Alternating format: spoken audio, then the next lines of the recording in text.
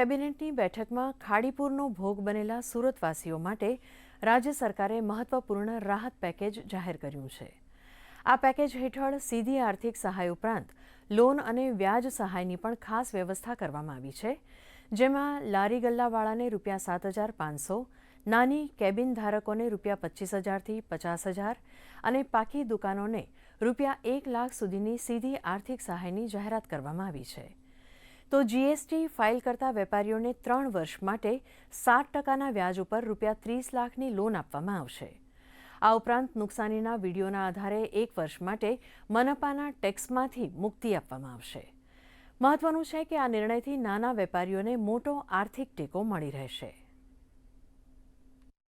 જ્યાં જ્યાં વરસાદ પડ્યો છે અને જ્યાં કોઈ જગ્યા પર કોમર્શિયલ એરિયામાં નુકસાન થયું હશે તે સૌ લોકો માટે આ પેકેજ લાગુ પડે છે।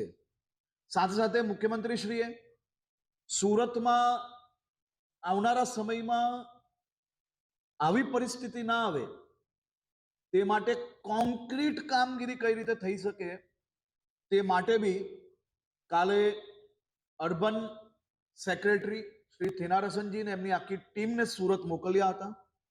આખા દિવસ દરમિયાન આ ખાડીઓને કઈ રીતે વધુ કેરિંગ કેપેસિટી એમની થાય, ખાડીઓમાં જે બી કોઈ દબાણ થયા હોય તે દબાણને કઈ રીતે મુક્ત કરાય તે માટે બી કાલે આખો દિવસ સુરત શહેરમાં આ માટે બેઠક કરવામાં આવી હતી।